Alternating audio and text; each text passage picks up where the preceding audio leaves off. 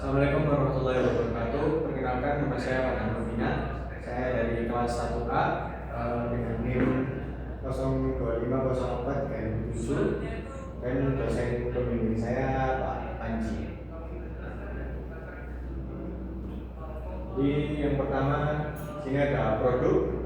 Saya menggunakan produk Atlas BX SE M42. Di Atlas BX ini adalah baterai yang umumnya menggunakan teknologi yang asam timbal, lead acid dengan tipe MV, maintenance free, atau EFB, exchange, atau bisa juga disebut dengan exchange flooded baterai. Dan selanjutnya sini ada bahan baterai Atlas BX. Di bahan-bahannya itu ada 5. Yang pertama itu timbal lead acid, asam sulfat, plastik, cairan elektronik, dan karbon plus teknologi.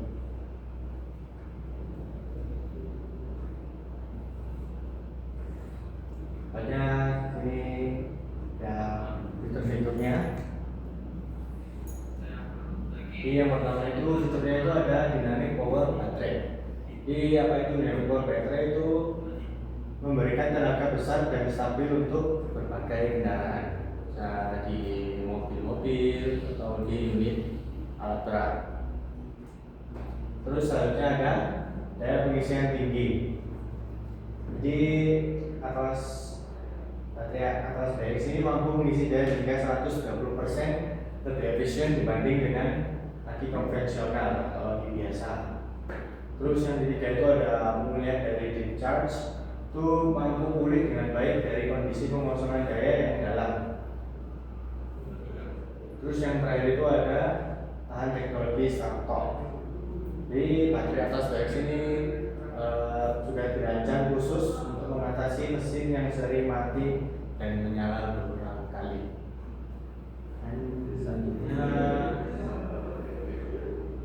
maintenance. Jadi yang pertama itu periksa ada residu putih atau korosi pada terminal. Jadi selalu jaga kebersihan pada aki. Terus yang kedua itu pemasangan yang aman. Yang ketiga itu hindari paparan suhu ekstrim matahari atau dingin dalam waktu yang lama. Dan yang keempat itu jaga agar bagian atas baterai tetap bersih dan kering untuk mencegah kebocoran arus. Dan yang terakhir, selalu periksa tegangan secara teratur. Ini ada struktur baterai.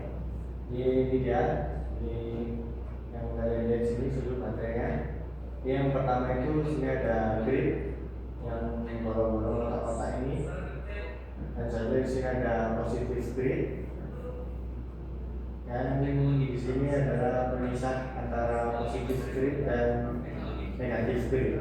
Sini ada grid tadi, dan sini ada negatif grid.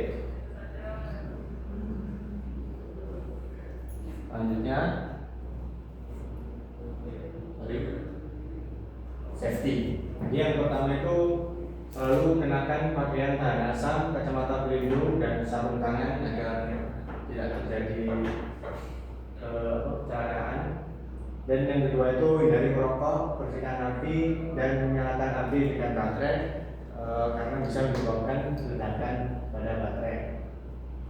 Dan jauhkan benda logam dari terminal. Nah, itu fungsinya itu jadi kalau benda logam bisa menyalurkan listrik dari api.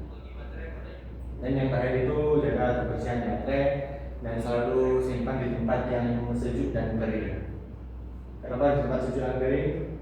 Karena kalau di panas itu bisa menyebabkan baterai tembung ataupun sampai meledak. Sebenarnya sini ada spesifikasinya. Kemudian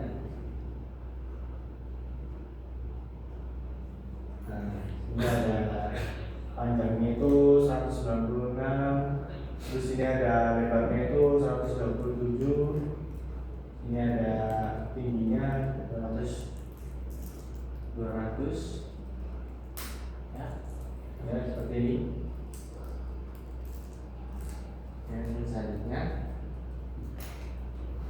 wiring. Nah, ini wiringnya.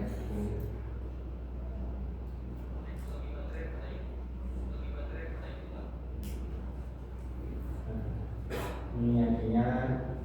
Jadi yang pertama itu dari aki lewati lampu ini yang warna putih, terus nyalurkan ke sini dan menggerakkan semuanya. Dan yang terakhir ya BMS battery. Di yang pertama itu monitoring SOC atau stage of charge. Jadi BMS itu memantau seberapa penuh isi aki. Jika dia di bawah ambang batas, misalnya di atas 75%, BMS akan memerintahkan fitur idling stop untuk tidak aktif agar mesin tidak mati saat berhenti.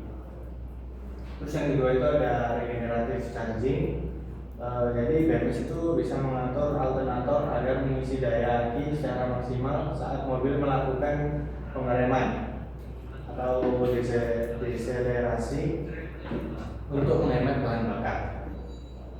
Dan yang terakhir itu perlindungan, itu mencegah pengisian berlebihan atau overcharge. Itu yang bisa dapat merusak sel baterai.